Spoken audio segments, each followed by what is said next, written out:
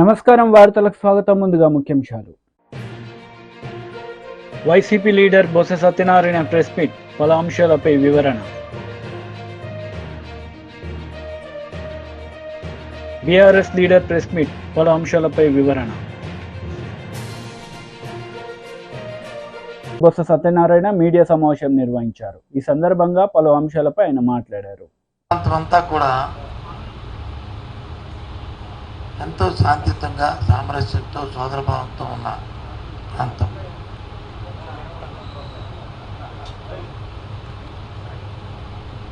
ఎన్నికల నేపథ్యంలో కూడా ఎక్కడో చిన్న చిన్న సంఘటనలు తప్ప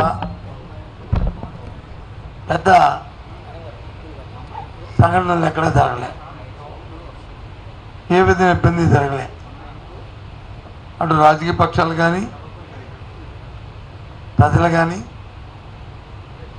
లేదా అధికారులు కానీ, అధికార యంత్రాంగాలు కానీ అందరూ కూడా ఎవరి బాధ్యత వారు వారి వారి పరిధుల్లో ఏదైతే మనకున్న సాంప్రదాయం ఉన్నాయో వాటి ప్రకారం ఎన్నికలు జరుపుకున్నాం.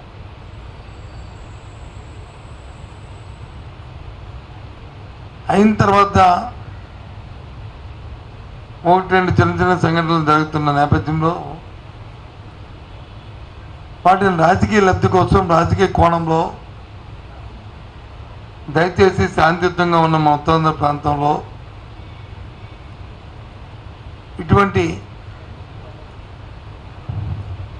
సంస్కృతి లేని నేపథ్యంలో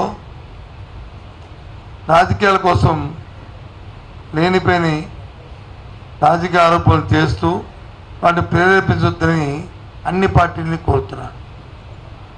ముఖ్యంగా పోలీసు వ్యవస్థను కూడా కోరుతున్నాను. నిష్పక్షపాతంగా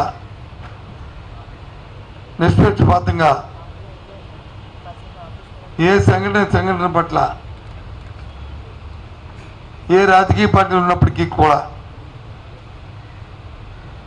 తప్పుగా చూస్తూ చర్య తీసుకోమని కూడా నేను రిక్వెస్ట్ చేస్తున్నాను, డిమాండ్ చేస్తున్నాను. అదే నేపథ్యంలో రాజకీయ నాయకులు కూడా అనవసరంగా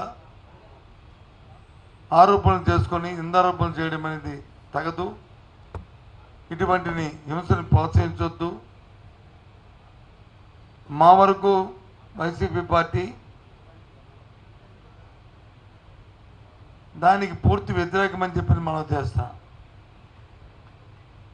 ఇలాంటి సంఘటనలు ఏ పరిస్థితుల్లో ఎట్టి పరిస్థితులు కూడా ఉపేక్షించమని మనం చేస్తాం. నిన్నెక్కడో విశాఖ పార్లమెంటరీ పరిధిలో ఒక సంఘటన జరిగింది. దాన్ని వచ్చి రాజకీయ కోణంలో, రాజకీయ ఉద్దేశంతో లేనిపోయిన ఆపాదనలు సృష్టిస్తూ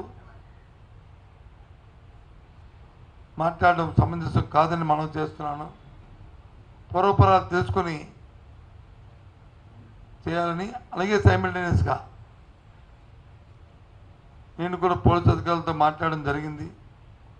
ఒకవేళ నిజంగా దాన్ని రాజకీయ ప్రారంభం కానీ కక్షపూరితమైన చర్యగా అది అయితే మాత్రం నిష్పక్షపాతంగా చర్య తీసుకోవాలని కూడా డిమాండ్ చేస్తున్నాను. ఎందుకంటే మా ఉత్తరాంధ్ర ప్రాంతం ఎంతో సామరస్యంగా, సోదర భావంతో మెలిగే మనుషులు. రేపు 9వ తారీఖు నాడు జగన్మోహన్ రెడ్డి ప్రమాణ స్వీకారం చేసిన తర్వాత ఈ ప్రాంత ఎగ్జిక్యూటివ్ క్యాపిటల్గా వస్తూ ఎంతో ప్రపంచ స్థాయిలో ఈ పట్టణం అభివృద్ధి చెందుతున్న నేపథ్యంలో దీన్ని మనం కాపాడుకోవాల్సిన బాధ్యత, ఈ ప్రాంతాన్ని అభివృద్ధి చేసుకునే బాధ్యత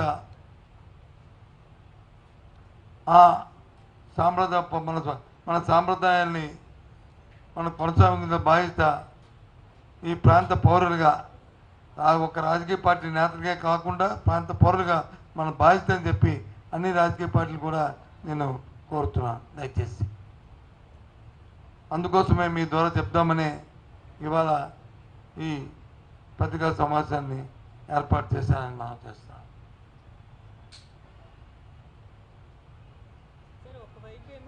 ఖచ్చితంగా ప్రమాణ స్వీకారం చేస్తారని చెప్తున్నారు, ఇంకోవైపు ఏమో కంప్లైంట్లు ఇస్తున్నారు.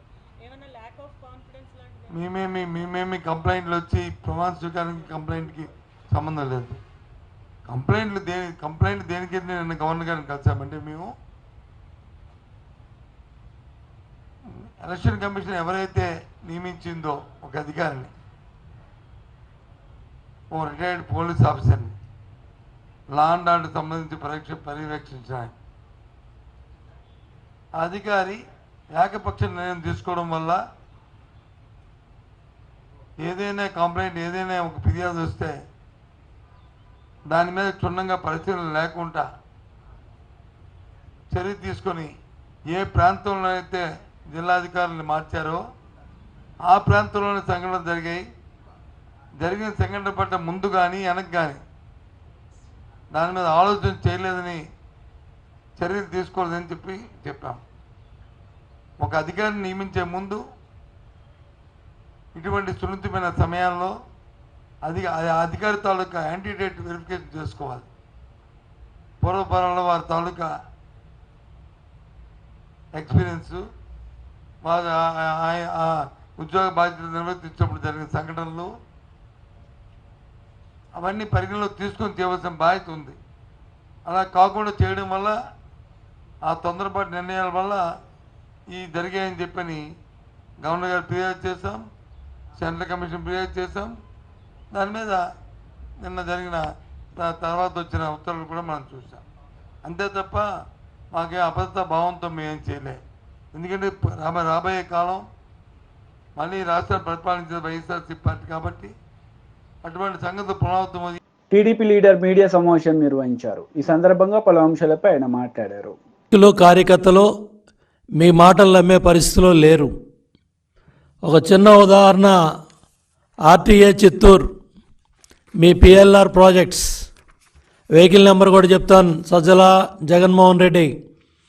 మీ పిఎల్ఆర్ ప్రాజెక్ట్స్ వెహికల్సే AP39U E3857 exporting to other countries.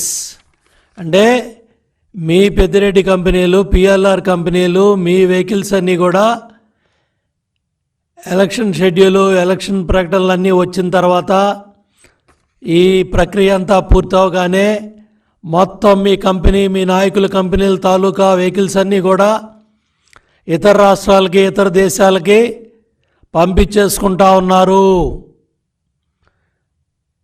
ముఖ్యమంత్రి ఏమో లండన్ పోతా ఉన్నాడు, పిఎల్ఆర్ కంపెనీ వెహికల్స్ ఏమో బయట రాష్ట్రాలకి, బయట దేశాలకి ఎక్స్పోర్ట్ అయిపోతూ ఉన్నాయి. రెండో పక్క ఎవరన్నా అమ్మించాలని సజ్జల, ఇవాళ నువ్వు మళ్ళీ సొల్లు కబుర్లు మొదలుపెట్టావు. ఇవాళ కేఏ పాల్ కాన్ఫిడెన్స్ లెవెల్ ఏ స్థాయిలో ఉందో జగన్మోహన్ రెడ్డి కాన్ఫిడెన్స్ లెవెల్ కూడా అదే స్థాయిలో నిన్న ఉంది. కేఏ పాల్ కాన్ఫిడెన్స్ లెవెల్కి, జగన్మోహన్ రెడ్డి కాన్ఫిడెన్స్ లెవెల్కి నిన్న సోషల్ మీడియాలో ట్రోలింగ్సే అర్థమవుతూ ఉన్నాయి. కాబట్టి పిచ్చి ప్రేలాపనలు మానేయండి. ల్యాండ్ టైటిలింగ్ యాక్ట్ మీ పుట్టి ముంచింది. మీ ప్రచార పిచ్చి, మీ ఫోటోలు పిచ్చి, మీరు తాత ముత్తాతలు ఇచ్చిన భూములను కూడా కొట్టేయాలని, దోచుకోవాలని మీరు చేసిన చట్టాలే మీ ప్రభుత్వానికి ఉరితాళ్ళైనాయి. ఇవాళ పెద్ద ఎత్తున ప్రజల్లో తిరుగుబాటు వచ్చింది. ఆ తిరుగుబాటు ఫలితమే జన సునామీ. ఆ జన సునామీ దెబ్బకే మీకు గంగుర్లు ఎత్తుతూ ఉన్నాయి. రోజుకొకళ్ళు వచ్చి మీడియా ముందుకి మాట్లాడుతూ ఉన్నారు. నేను అడుగుతా ఉన్నా, మొదటి క్యాబినెట్లో కానీ, రెండో క్యాబినెట్లో కానీ 40 మంది మంత్రులు ఒక్కడు కూడా ధైర్యంగా మీడియా ముందుకు వచ్చి మేం గెలుస్తామని మాట్లాడట్లేదు. 40 మంది మంత్రులు ఓడిపోతున్నారు. 5 ఏళ్ల పరిపాలనలో మీ మంత్రులు ఎవరైతే ఉన్నారో మొదటి క్యాబినెట్లో, రెండో క్యాబినెట్లో మంత్రులు ఎవడో కూడా మీడియా ముందుకు రావట్లా. మొత్తం ఎత్తిపోతున్నారు, మొత్తం ఓడిపోతున్నారు. ఇవాళ పెద్ద ఎత్తున ప్రతిపక్ష హోదా కూడా దక్కదని మీడియా ఘోషిస్తూ ఉంటే, సర్వేలు ఘోషిస్తూ ఉంటే, ఇవాళ సజ్జలు వచ్చి ఏ కార్యకర్తను నమ్మిద్దామని, ఏ నాయకుడిని నమ్మిద్దామని నువ్వు మళ్ళీ బురజల్లే కార్యక్రమాలు చేస్తున్నావు. సిగ్గుందా అని అడుగుతున్నా. అపధర్మ ముఖ్యమంత్రి మీరు, 5 ఏళ్ళు ప్రభుత్వం పరిపాలన చేసింది మీరు. చీఫ్ సెక్రటరీ మీరు పెట్టుకున్న వ్యక్తే. మీకు అనుసరణలోనే వ్యవస్థలన్నీ నడుస్తున్నాయి. ఇవాళ చీఫ్ సెక్రటరీయే మొత్తం పోలింగ్ స్టాఫ్ దగ్గర నుంచి ఎక్కడెక్కడ ఏ అధికారం ఉండాలో రాజేంద్రనాథ్ డీజీపీగా ఉన్నప్పుడే నియామకాలన్నీ జరిగాయి. ఇవాళ ఈసీ మీద బురజల్లాలనో, తెలుగుదేశం పార్టీ మీద బురజల్లాలనో, ఎన్డీఏ కాటు మీద బురజల్లాలనో, కేంద్రం మీద బురజల్లాలనో ఇవాళ సజ్జల ఎత్తిపోయే మాటలు మాట్లాడుతూ ఉన్నాడు. భయం కళ్ళల్లో కనపడతా ఉంది, పిరిగితనం కళ్ళల్లో కనపడతా ఉంది. అపధర్మ ముఖ్యమంత్రి లండన్ పోయి వస్తాడో లేదో అనే డౌట్ కూడా సజ్జల రామకృష్ణారెడ్డి మాటల్లో డొలతనం బయటపడతా ఉంది. ఎందుకంటే సజ్జల భార్గవరెడ్డి ఎలక్షన్ అయిన 24 గంటల్లో జెండా ఎత్తేసాడు.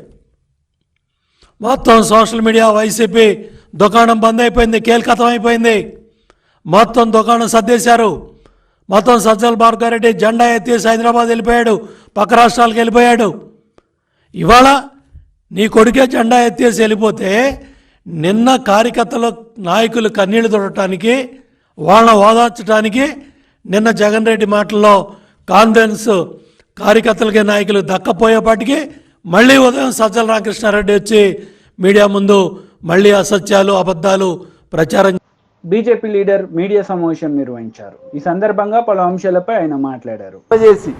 పోటీ చేస్తున్నటువంటి అభ్యర్థి ఖర్చులో జమ చేసి ఆయనను డిస్క్వాలిఫై చేయమని ఈరోజు ఎన్నికల సంఘానికి సంబంధించిన అధికారికి మేము దరఖాస్తు ఇచ్చాం.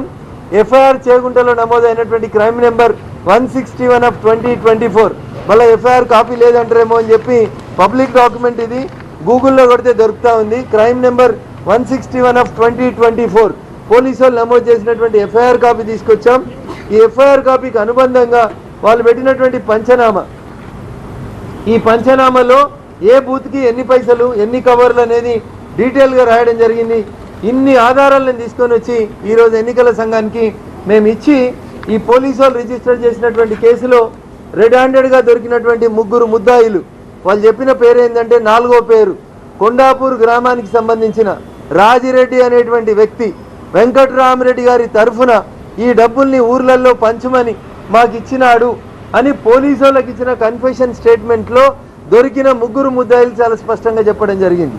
నేను ఈ సందర్భంగా ఎస్ఐ చేగుంటను అప్రిషియేట్ చేస్తూనే ఎస్పీ మెదక్ గారికి చెప్తున్నటువంటి విషయం ఏంటంటే, ఈ ఇన్వెస్టిగేషన్ ఎవరైతే సూమోటో కంప్లైంట్ ఇచ్చిండో ఆ ఎస్ఐ ఈ కేసు ఇన్వెస్టిగేషన్ చేయడానికి వీల్లేదు.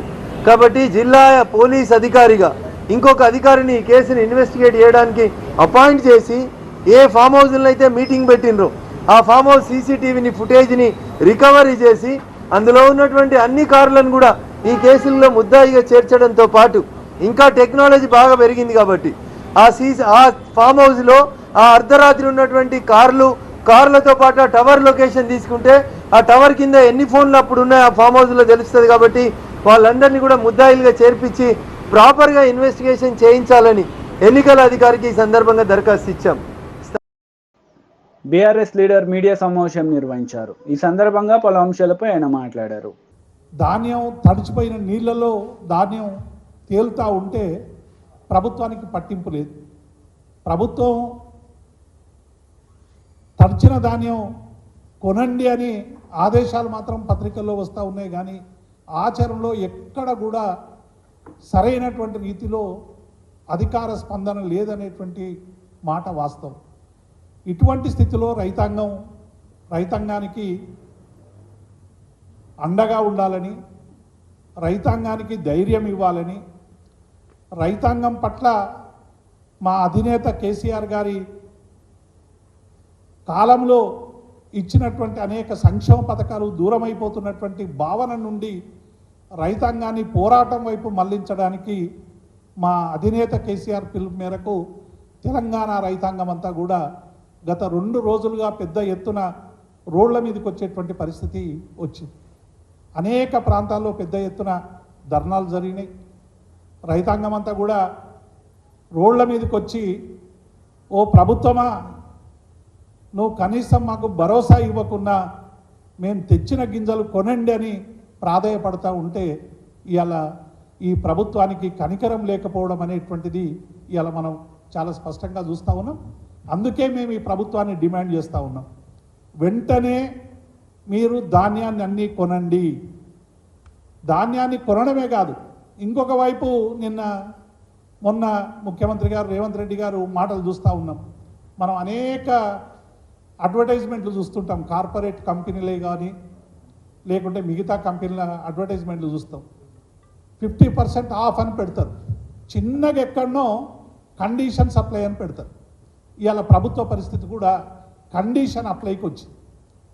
ఇవాళ ఏమైంది, తెలంగాణలో 500 బోనస్ ఇస్తామన్నటువంటి ప్రభుత్వం ఎగవేసింది. ఎగవేయడమే కాకుండా ఇవాళ ఇంకొక చిలుక పలుకులు పలుకుతూ ఉన్నది, సన్న వడ్లకు మాత్రమే, మేము సన్నాలకు మాత్రమే బోనస్ ఇస్తామని చెప్తా ఉన్నారు. తెలంగాణ రైతాంగానికి కానీ తెలంగాణ ప్రజలకు కానీ తెలుసు తెలంగాణలో పండే పంట ఏందని.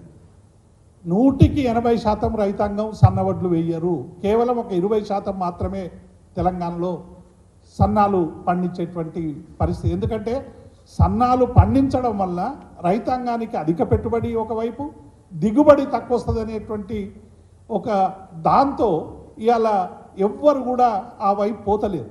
గతంలో ఒకసారి కేసీఆర్ గారు ఇదే మాట అంటే మరి వడ్లు కొనము, మేము దొడ్డు వడ్లు కొనమని ఆ రోజు కేంద్రం ఎత్తేస్తే సన్నవడ్లు పెట్టాల్సుకున్నటువంటి దురవస్థ వస్తుందేమో తెలంగాణ కంటే, అప్పుడు వీళ్ళందరూ కూడా మా మీద ఎదురుదాడి చేశారు.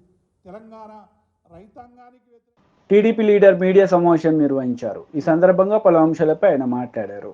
లేకపోతే ఆ కోర్టు ఆర్డర్స్ ఇస్తే మొన్న మార్చి వరకు ఎటువంటి అనుమతులు, పర్యావరణ అనుమతులు కానీ ఇతరత్ర అనుమతులు కానీ ఎటువంటి అనుమతులు లేకుండా యథేచ్ఛగా అక్రమంగా ఇసుక తవ్వకాలు జరిపించారు. దీనికి ఏం సమాధానం చెప్తారు ఈ ప్రభుత్వం? మేము మొత్తుకుంటా ఉన్నాం. చంద్రబాబు నాయుడు గారు 2023లో 40,000 కోట్లు జగన్మోహన్ రెడ్డి కనుసన్నల్లో అక్రమ ఇసుక మైనింగ్ జరిగింది. ఈ రాష్ట్రంలో ఎవడెవడు కారకులు, ఏ డిపార్ట్మెంట్స్ ఏ విధంగా సహకరించినాయో, డిఎంజీ వెంకటరెడ్డి వీటన్నిటికీ పాత్రధారిగా సూత్రధారిగా ఉండి ఏ విధంగా 1000 కోట్లు కొల్లగొట్టి వీళ్ళకి సంపాదించి పెడతా ఉన్నాడో, ఇందులో మైనింగ్ ఫారెస్ట్ మినిస్టర్గా ఉన్నటువంటి పెద్దిరెడ్డి రామచంద్రారెడ్డి ఏ విధంగా దోపిడీ చేస్తూ ఉన్నాడో మొత్తం కూడా మేము సాక్ష్యాధారాలతో సహా గతంలోనే నిరూపణ చేశాం. వీటన్నిటినీ కూడా అసలు లెక్క చేయకుండా ఎన్జిటి నేషనల్ గ్రీన్ ట్రిబ్యునల్ ఆదేశాలు లెక్క చేయలేదు, సుప్రీంకోర్టు అంటే లెక్కలేదు, అసలు వ్యవస్థలంటే లెక్కలేదు. వీళ్ళ ఇష్టానుసారం అక్రమంగా ఇసుక తవ్వకాలు సాగిస్తానే ఉన్నారు యథేచ్ఛగా. నిన్న ఆర్డర్స్ ఇచ్చింది, ఇప్పుడు కూడా రాష్ట్రంలో యథేచ్ఛగా జరుగుతూ ఉన్నాయి. ఇవాళ ఏం చెప్పాలి? సుప్రీంకోర్టు అడిగినప్పుడు మేము కేసులు ఫైల్ చేశామని చెప్పారు.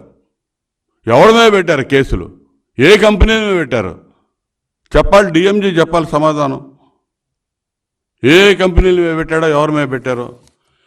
ఎంఓఎఫ్సిసి అక్రమ తవ్వకాలు భారీ యంత్రాల సహాయంతో చేస్తూ ఉన్నారని చెప్పి రిపోర్ట్ సబ్మిట్ చేసింది. ఎటువంటి పర్మిషన్ లేకుండా వీళ్ళు చేస్తూ ఉన్నారని చెప్పి 2024 ఫిబ్రవరిలో మినిస్ట్రీ ఆఫ్ ఎన్విరాన్మెంటల్ ఫారెస్ట్ వీళ్ళు చెప్తే దాని మీద ఇంతవరకు చర్యలు లేవు. అసలు ఏం చెప్పినా సరే దున్నపోతు మీద వర్షం పడ్డ చందాన్ని వ్యవహరిస్తూ ఉన్నారు. అసలు చర్యలనే నిల్లు. అసలు దీనికి ఈరోజు సుప్రీంకోర్టు కూడా చెప్పిన దానికి అసలు ఏం చెప్తారో అర్థం కావట్లా. ఇప్పుడు వీళ్ళ పర్యవేక్షణ, రాష్ట్ర ప్రభుత్వ పర్యవేక్షణ లేకుండా సుప్రీంకోర్టు పర్యవేక్షణలో జరపాలి రేపటి నుంచి. కలెక్టర్లు చూస్తేనే 22 మంది కలెక్టర్లు ఒకే రకంగా ఏ అక్రమ తవ్వకాలు జరగట్లేదని రిపోర్ట్లు ఇచ్చారు. ఇవన్నీ రేపు 10 రోజుల తర్వాత 20 రోజుల తర్వాత ప్రభుత్వం. వార్తలు ముగించే ముందు ముఖ్యాంశాలు మరోసారి. YCP leader Botsa Satyanarayana press meet, పలు అంశాలపై వివరణ. బీఆర్ఎస్ లీడర్ ప్రెస్ మీట్, పలు అంశాలపై వివరణ. ఈ వార్తలు ఇంతటితో సమాప్తం. తిరిగి ప్రసారమయ్యే వార్తల్లో మళ్ళీ కలుద్దాం. అంతవరకు సెలవు. నమస్తే.